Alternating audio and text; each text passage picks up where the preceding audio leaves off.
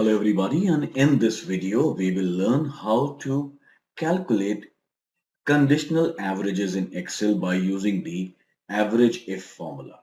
Like, let's see this example. Herein we have the names of a few salesmen who are selling these phones, Blackberries and iPhones, and these are the quantities they have sold in, say, respective months.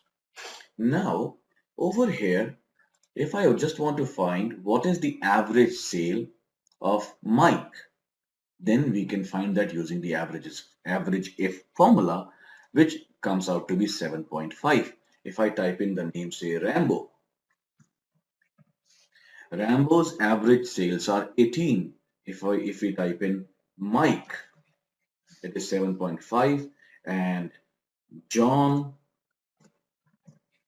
is 10. Now, how did we do this? We did it using the average if formula, which is very easy to apply. Let me show you how. So we type in is equal to and then open a bracket and type in, we type in the is equal to sign and type in Averageif, which we can select from this drop down. It says find averages arithmetic mean for the cells specified by a given condition or criteria. All right, so I'll double click it. Now the first thing that it is asking is range. All right, this range means the range which contains your criteria.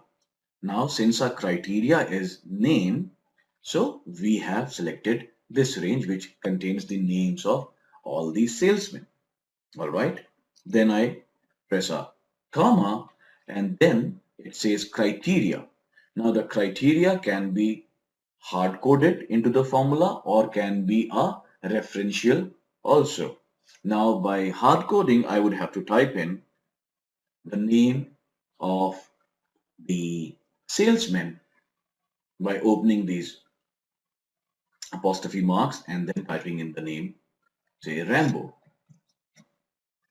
This is not a very efficient method because in case you want to find the average of another salesman, you will have to type in the name of that salesman again.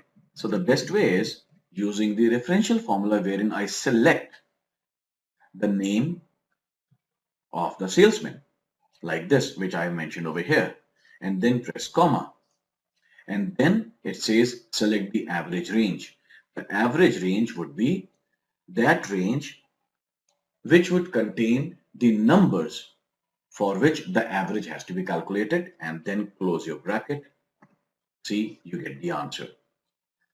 Like we can type LX and the answer is 13.3.